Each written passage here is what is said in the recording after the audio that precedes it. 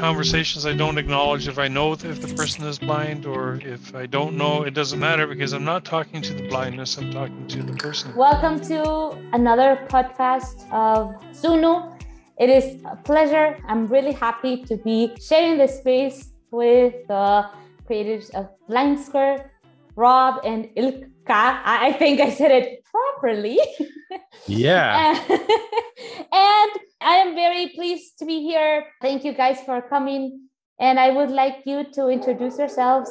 Okay, I can start. So here is Ilkka, and you pronounced it correctly. So in Finland, we have some pauses in certain words, and Ilkka is how you spell my name. And thank you for inviting us. I'm an application developer behind BlindSquare app. You might know that in general, I have been building apps whole of my life. So more than 30 years, I have been building apps. And when I said I build apps, I love to solve problems. And 10 years ago, I really like to have a challenge to create something for a blind community, and here we are now. Awesome. What about you, Rob? My name is Rob Nevin, and I'm Canadian. I'm based in Ontario, Canada. Ilkka and I came to know each other a little more than 6 years ago, and across many conversations, we decided that we wanted to do things together, and joining in partnership with him in MIPSoft, our company, best known as BlindSquare, is our suite of products, was that. So we've been business partners for 6 years. Awesome. And right now that you guys were sharing a little about you, how did you guys came across each other? Like, it's very interesting. One from Finland, the other one from Canada. How did you guys got together and started building BlindSquare? We'll get to that just in a while, because I am sure our audience, that which we share, I believe, knows a lot about BlindSquare. But what about you guys? How did you came across each other? You want me to start with that, Ilkka? Yes, please. So I've been working exclusively in support of people that are blind for 11 or 12 years now. Wow. And as a result of that, I have a pretty significant network. One of my network connections is a company called Aftershocks, which Marcella, you would know of of the product name and its popularity with people who are blind. They make a variety of bone conducting headphones. So I was working with them, helping to promote their product because it was understood. And as a result of that connection, Ilkka reached out to Aftershocks, knowing nothing about me, simply saying that he wanted to provide access to this excellent suite of products, and wondered if that could happen and what the best way might be. At the time, it didn't work out. Aftershocks was busy building their company and was trying to avoid exceptions. But in the meantime, Ilkka and I met, and our relationship formed thereafter. Ilkka, do you have anything to add to that?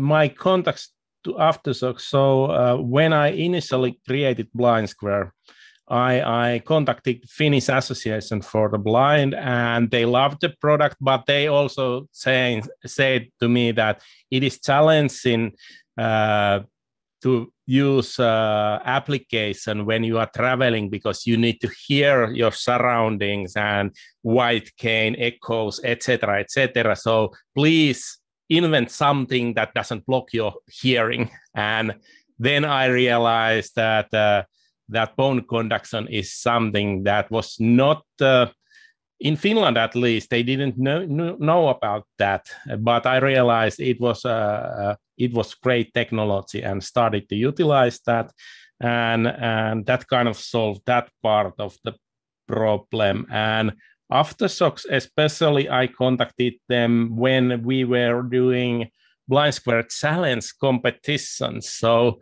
we created 24-hour, one-day competition where each hour we presented a new challenge in Twitter, and those challenges were using BlindSquare. So we were giving a kind of task: who is the first one to check in the cafeteria? In which name there are these two letters, etc. So then blind people around the world were kind of competing, and we gave prizes there. And of course, AfterShokz bone conduction headphone, it was one of the prizes. Yeah. Marcella, I could give you just a little bit of insight. The fact that Ilkka knew about bone conducting headphones before anyone else in this country in a much larger area is of no surprise to me. We have this not quite a competition, but a running interest around who can find the newest and coolest technology. And I always lose. I come up with something that I think is marvelous. Have you seen this? And he goes, yeah, I saw that. Have had it for the last year, type of thing. And he brings it up, blows off. You're the dust, late, Rob. shows me on the camera. Yeah, it's great. It's great. Yeah. That's me. Now we know who's the winner on this. Yes. And when was it that you guys started with BlindSquare? It was about 10 or more years ago, right? It is 10 years ago, pretty much 10 years ago, yes. And did you guys start it like in specific countries, or was it always accessible for everybody around the world? How was that? Yeah, I did have experience in application building. So this was my 10th application. Oh my God. 9 before that, they were all free, but they were related to open data. So I realized that open data is a really strong thing. And especially in Finland, we were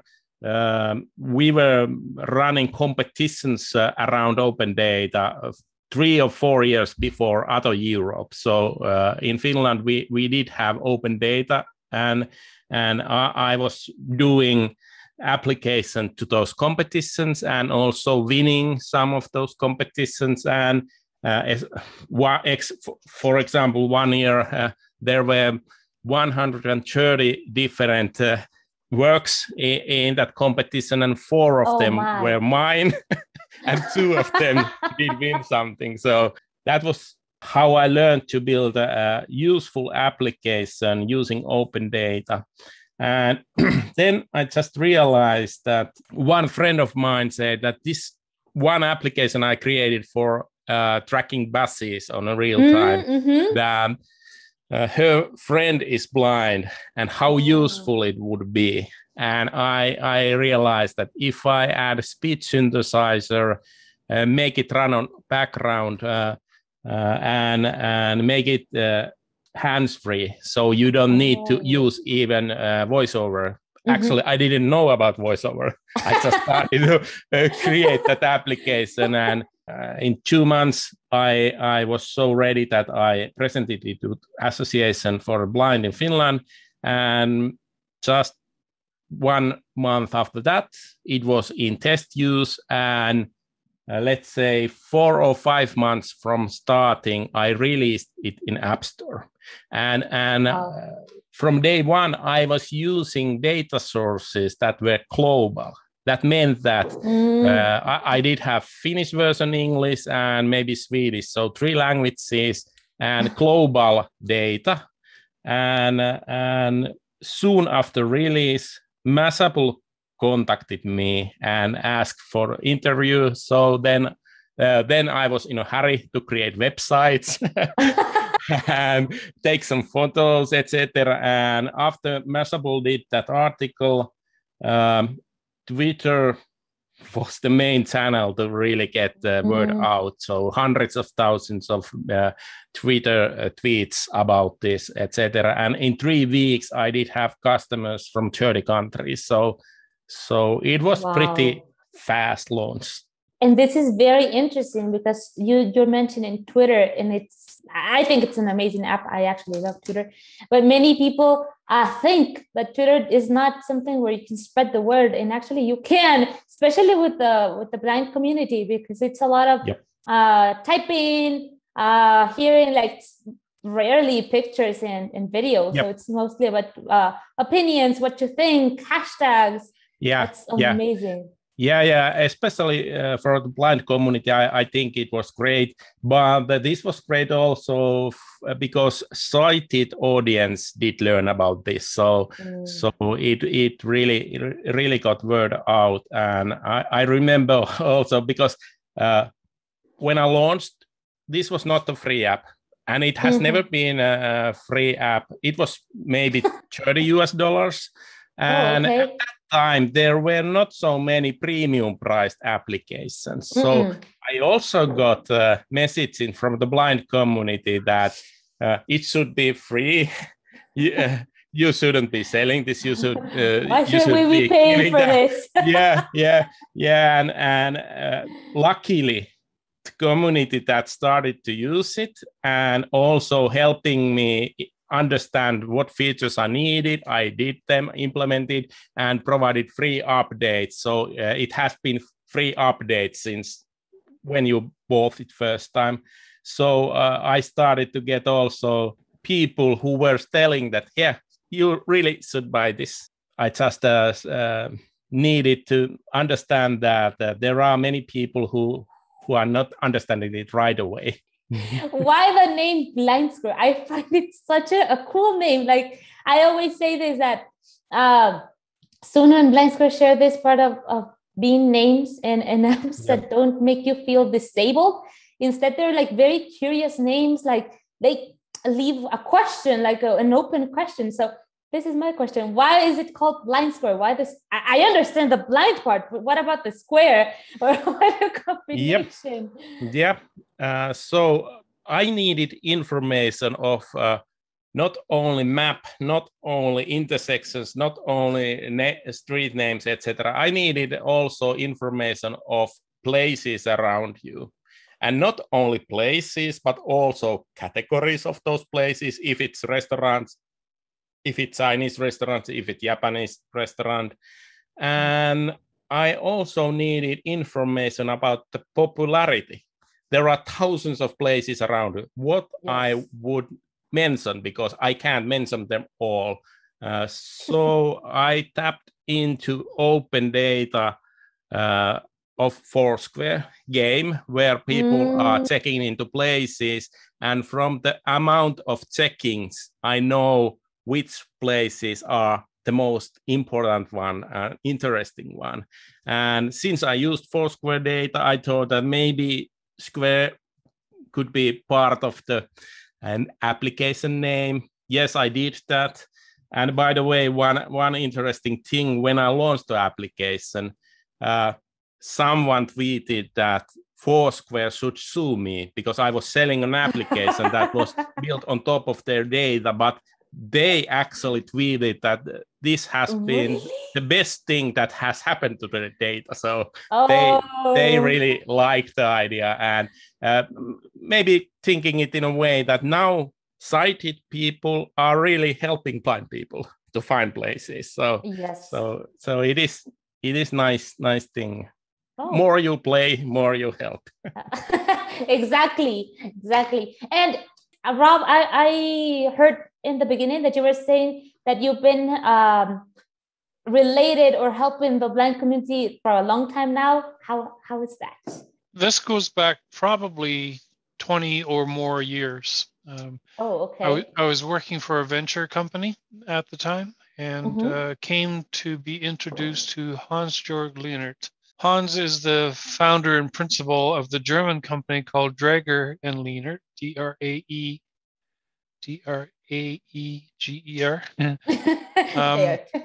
Yeah, things your hand knows, but your head doesn't. And I was doing some work on database, and they were a consumer of that type of database. And I found out that his company, Draeger and Lehnert, works exclusively in support of people that are blind in the workplace. They are the company that gets called in when the JAWS script writers fail, where the organization is keenly concerned and willing to do anything to employ the person who's blind because of their capability. They don't want to lose the capability because of technical matters. And to make a long story short, there, Hans and I became friends. I gave him some assistance with English translations over the years, with the foundational understanding that I'm a business person, and that when they are ready to move outside of Europe and to productize their custom solutions, that I'd like to talk to them. So 15 or more years passed. That conversation happened because of some change of circumstance with them, and we said, okay, well, let's see if on my side, if I have the language set that's appropriate, that I know what it's like to be blind. I understand what the problem is, and can bring a product to market. And we decided that, yes, let's do that.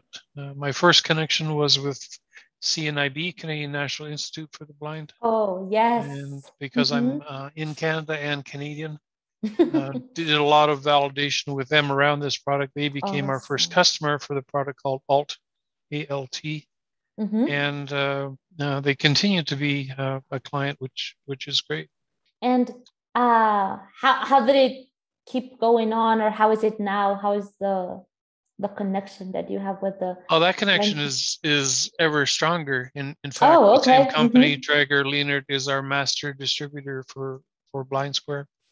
Awesome. You heard the story how Ilkka and I met and how we partnered, and the bulk of by far the bulk of my work now is in support of BlindSquare and our customers and our distributors around the world, which includes Hans from that initial meeting of innocence so many years ago. I was going to say too that these are really interesting days with COVID and all the facts around that, and people's discovery of Zoom and the ability of being interconnected. The curious part with Hans and I is that we were friends for many years, and it was only 2 years ago through a BlindSquare meeting in London, UK, that we met for the first time. Really? It was probably about maybe 6 months or so before that Ilkka and I met at an airport project in the US for the first time. So we've been business partners for probably 4 years, maybe 3 years by that time. But there's so much that can be done with technology that's enabling. So. And that was, you just answered my question. I was like, do you guys know each other in person? Because you two seem to have a great connection. You know, when people, like, you don't mess all over the other's words, you just notice it. And that I was just about to ask, like do you guys know each other? We have met once. What? Oh, really? Yes. It was couple days working together at the airport, and in the US, right? Yes. Wow. Perhaps the funnier part is that Ilkka has met my youngest daughter, Kaylee, before he met me. Don't ask. We were I was actually visiting Aftershocks booth in CES. CES conference. CES conference, yeah. That is a small world, isn't it? It is, yes. And now that we've shared a little about how BlindSquare was created, which I find a very amazing app. I actually like it a lot. You should know. But what do you guys think about the accessibility for blind people and the GPS around the world? Like, because I know we have a lot of apps, a lot of things that nowadays we need accessibility to get there. And it is a question that I have, because BlindSquare somehow covers this part, that if we want to go somewhere, before we had to ask someone like, hey, can you take me there? Or what about a mall? It happens a lot that you're, I don't know, with your friends, family, or whoever, and let's say someone wants to go to that place, but you don't want to go, you want to go to another place. And before, it was like you had to wait until this person wanted or could, and you had to go all the way around. Instead, I tried it even, and it's like you can now move along, you can find the places, you have the exact location of the store or the specific shop you want to go to. So what do you think about accessibility and moving around and GPS thing? Our friend Mike May, whose name is very well known and justifiably, I heard him once say that when he had to ask for directions on the street, that he would ask 5 people and average the answers. Because I do that as well. I do that as well. And you know what? 4 of those 5 will tell you, oh, go over there. And they will just make the movement with their hand. It's like, what is over there? The yellow sign. Yeah. Yeah, go find the red spot. And they're like, I don't know what the red spot is. Yeah. But I think that is great question. And one thing I have been trying to work out is to provide possibility for independence. And I have also learned that for many blind people, even asking from the family member might add social pressure. So how often I can ask help, or should I now wait because yesterday I got help, etc. So I think this kind of applications increases in independence and possibilities for take those journeys. And one way we encourage to that is a feature called simulation in BlindSquare. So sometimes you might wonder, if I go alone, will I find it? Where is the nearest bus stop? If I find a restaurant, do I know what to eat there, etc., etc. So for that reason, we provide possibilities at home. Search for places, mark them as favorites.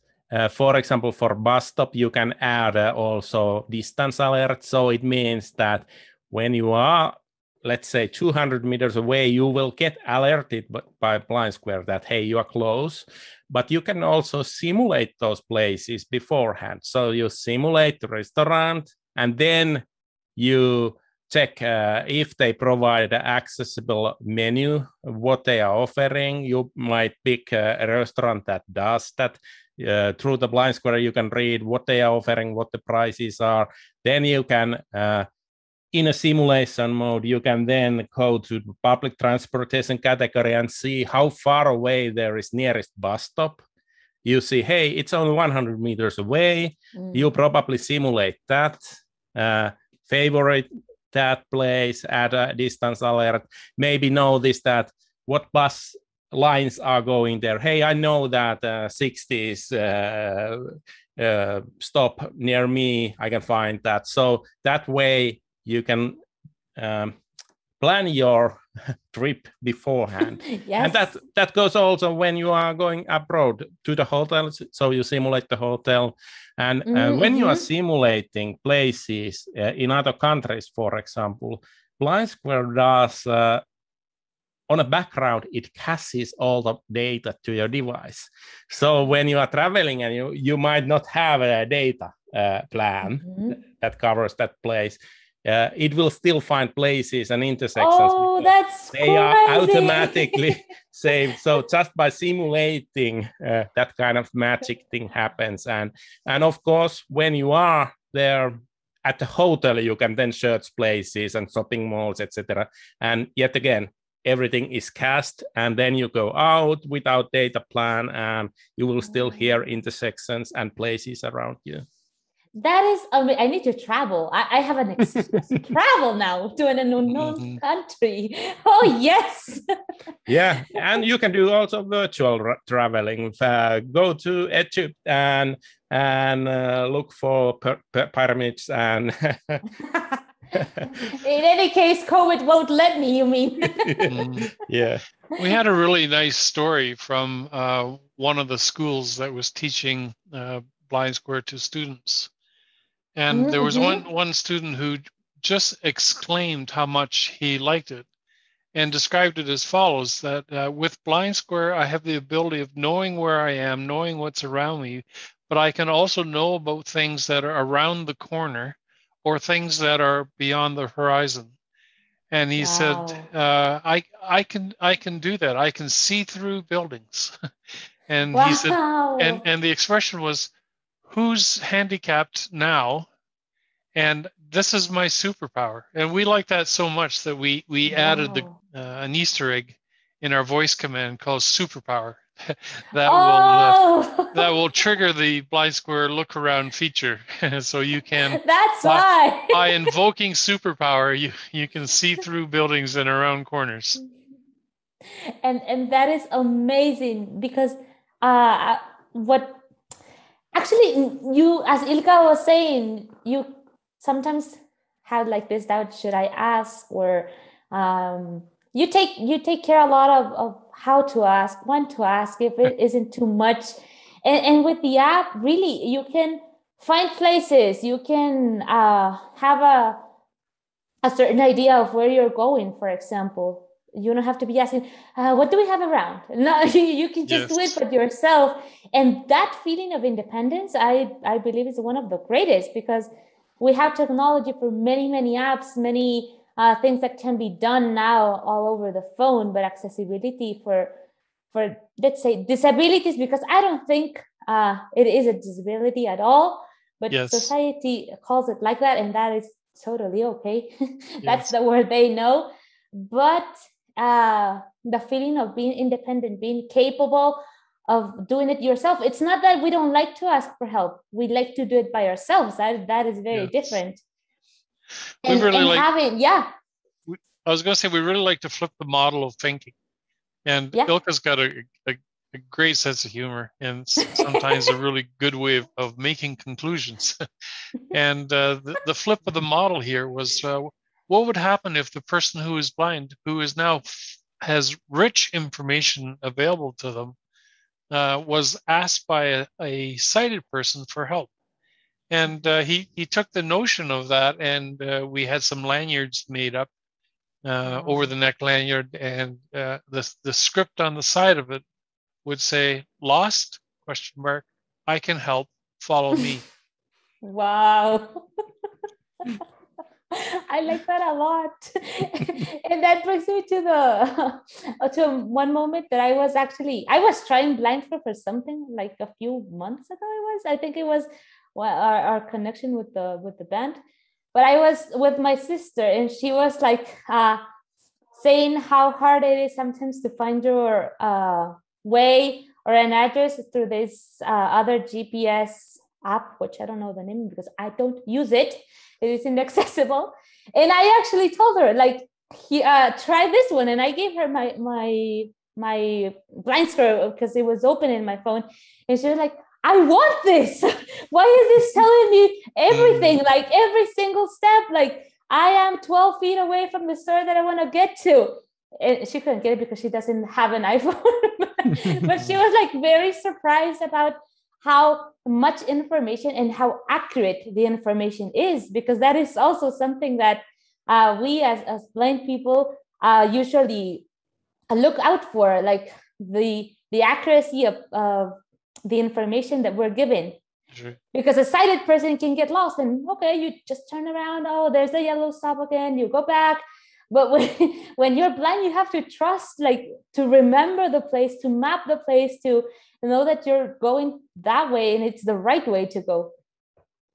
Yep. Well, there's also another parallel there. And you would know from your training that you learn by rote, by repetition, that I need to go from A to B to C. Yes. And totally. You have to memorize that. And once memorized, you can go to A to B to C, as long as nothing happens. Exactly. And B might be ride a bus. And one thing that happens on buses is sometimes they need to stop where they break down, and they vent the bus, and you're on your own. Exactly. And that doesn't depend on you. You cannot do anything with that. Like, you cannot control that part. Yeah. But we hear lots of stories that come to us, unsolicited stories that are wonderful. And we had a circumstance just like that, where a person was traveling to a distant city. He was not familiar. He was going for a job interview, and he was taking a route that went to A to B to C, and B was the bus. And the bus literally broke down. And he's like, Oh. okay, well, I got to get to see because I got a job interview. I don't have much Yes. time available to me. I don't even know where I am, which of course was readily settled. But he turned to BlindSquare and identified a location to Uber. He called an Uber cab. They picked him up and they delivered him, and it was no stress to him at all because he had the tools in Wow. his pocket. And back to the story with your sister, you've taught her that you can help, and Exactly. that she can follow you. And you know what? And also there's that the apps that are thought, because they're not made, they're thought to be made just for, in this case, blindness, they're actually made for everyone. Like you can use it whether you have a sight or not, and that's okay. Like it's not, oh, an exclusive app just for blindness, because sometimes it is thought like that. And I like to teach people that these things are actually, and most of the times, universally made and accessible for people. It's not specific, oh, if you're not blind, you cannot use it. And now that we're talking about this, I would love to know your opinion on blindness itself. I like to ask people that because I learn a lot from sighted people. I believe they teach me something every day, that sometimes the eye comes in handy very, very often, and with amazing things. But what about the other side of the coin? Like, what do you sighted people in this case think about blindness, and that you are very into the community as well? And I like this part because we share the same community. People are starting to get to know us because of this partnership that we're building, and people have said it is amazing, and that's why I also wanted to share this space with you guys, because it's like people need to know what we think about the world itself and the community. So who would like to start with that question? Yeah. Go ahead, Ilkka. Yeah.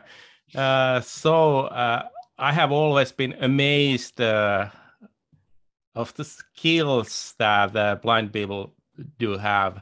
For example, being able to consume spoken text so fast. So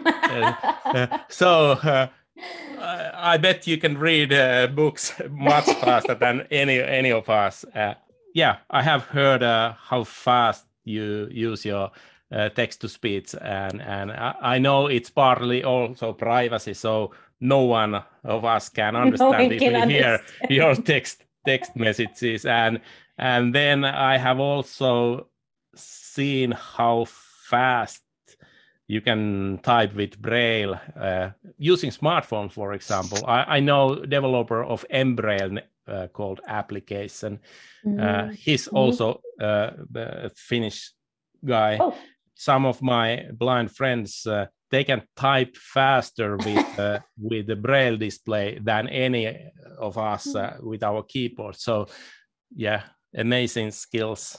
And that is very true. When I was a child, I remember teachers and my classmates would always complain of how fast I would type because I was finishing the sentence, and they were like, "What did you just say? Could you repeat the sentence?" And I was like, "Oh my God, I have to wait 3 to 4 times for the teacher to repeat the same sentence."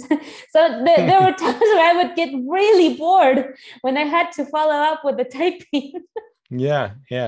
For me, the preconceived notions that I think all sighted people have, that a person that's blind is blind, their world is black, and they are constrained and inhibited as a result. And that feeling was not intentionally hurtful. It was just the truth of my experience. By nature, I'm an empathetic person. By nature, I'm curious and want to know more.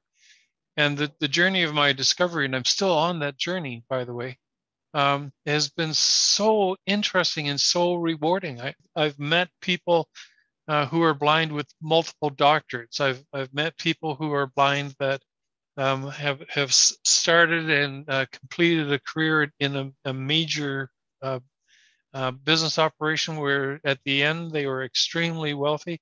But I've also met people that who you would think otherwise would not be contributors, who are actually high contributors in an employment situation. I mentioned earlier that the veracity that some employers have to retain a person who's blind, who may have may not have access to a technology in use in the company, that they'll spend large amounts of money to keep that person in place because A, they can outperform a sighted person, B, that they're fiercely loyal.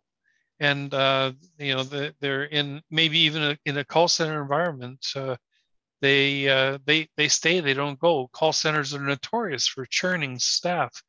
But we have lots of examples where in a job interview, this is a theoretical, but where the person being interviewed is blind and the person interviewing is filled with apprehension and misconception. And it all becomes settled really quickly if the blind person says to the person interviewing, let me show you 3 things that you do every day that I can do 10 times faster. and it sounds funny, but at that moment, the conversation pivots away from the perception of disability and directly in the face of ability. And that not only are you a candidate, you're the best candidate, and the smart employers execute on the offers and the pages turn, right? Yeah. But that's in short, but I could talk a long time about this, but I won't.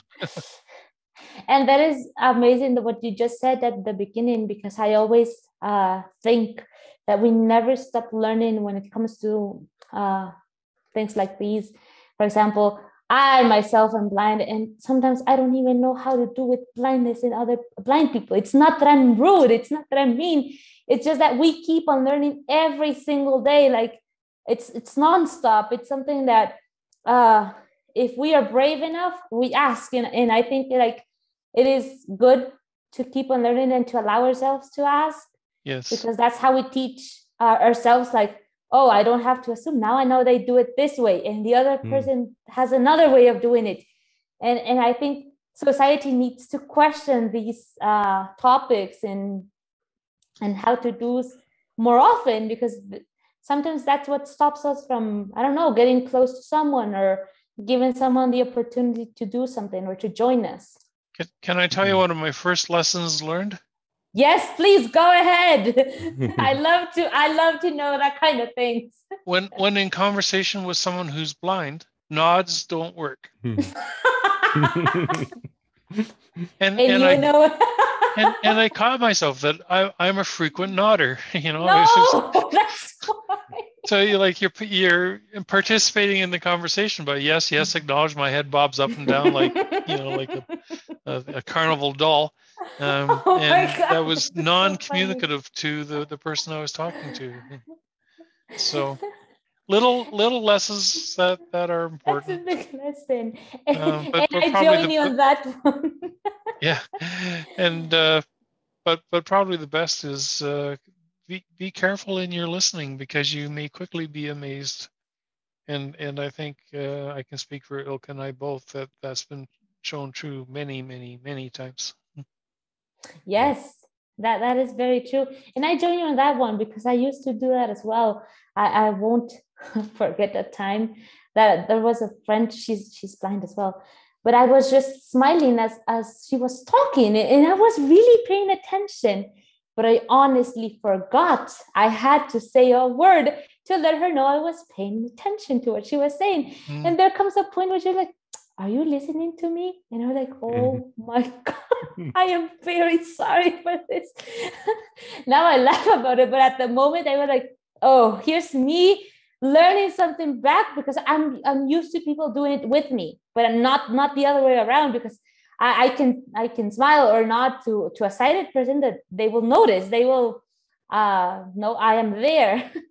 But the other way around, and that was very moving for me in some way, because it brings me to what I was just saying. Like, even that if I live with a disability, sometimes I don't even know how to do with it. To deal with it. That's great lesson. Yes. I'll put a shout out to Maurice Perret. He's certainly a person well known in the USA and beyond. But I was in conversation with him the first time, And typically in conversations, I don't acknowledge if I know if the person is blind, or if I don't know, it doesn't matter, because I'm not talking to the blindness, I'm talking to the person. Wow, but there was a juncture where I was led by the conversation that I thought I should make it clear that I'm sighted. And his response was, "Oh no, how did that happen?" And I'm usually pretty good on my feet and have something ready in response. I was dumbfounded. I just thought, that is so unexpected and so funny. That is the best answer I could ever give someone as well. Wow. And I like this that you said, like, you're not talking to the blindness, you're talking to the person. And that is something people need to know. People need to listen to that phrase, especially because we society tends to forget that there's a lot more than the blindness or than the deafness of the person. Yeah, I'm nodding my head just in case you wondered. Oh, thank you. Thank you for the information. I bet Ilkka could notice. And just to start closing up, because we ran out of time, unfortunately. Well, this leads me to the point that we need to have a second podcast, and I'd be happy to have you again, guys. But just to share this, and I find it very moving and very nice, because a few weeks ago we had one of our users share the point of how these two apps, because actually he was helping us a lot with the connection of BlindSquare and Sunu. But what he said, it was like, it is amazing to know that there are sighted people out there making the world more accessible without having to have the disability, especially like or close to them or related. It's just they do it because they want to. And this person was like, I hadn't felt so independent in so long. It's like amazing how to feel and how to be able to move around by myself. And I share this opinion with this user, because this is what we do. We like to empower people. And I think that the best way to empower people nowadays is with independence. If we are independent, we can be free. We can be moving around wherever we want to. We can achieve many goals that we couldn't do if we hadn't all this a chance of being independent and I don't know, searching the world by ourselves. So yes. Yeah, I think we both Sunu and BlindSquare share this feeling of empowering people. Yeah, certainly. And we seek for this. Like I speak like Marcela, just one person around the world, but I find it amazing that there are apps that make you feel able and not disabled, because there are many. If we look, there are many. There's no need to go out of your house to feel disabled. You just need to find something that's not accessible. But the joy of finding something that allows you to do it by yourself and to feel able and to show the world that you can, and that the lack of sight is just one characteristic of, I don't know, how we look, who we are, whatever, however people want to take it. And it's not something that defines the person. It's amazing. So thank you so much to both for what you guys do. To finish, I would like you guys to share, how can people find you? Because I know there are many teenagers or even parents that might need the app. And yeah, so I think first thing is to go to our website, BlindSquare.com. There we can have also videos, how the app works, and we have links to some podcasts. So really nice podcast around how to use the application. There is also user guides in multiple languages. So I think it's blindsquare.com/user guide.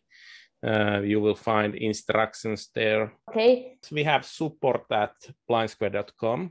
Perfect. So yeah, that is as for BlindSquare. And for Sunu, don't forget to follow us on our media. You will have our email, which is hello@sunu.com. You can also go to our website. Let's do this again, and we can talk about the forming of the partnership with Sunu and BlindSquare, and why we are so excited about it. Thank you so much for being here and for listening. Pleasure, always. Thank you.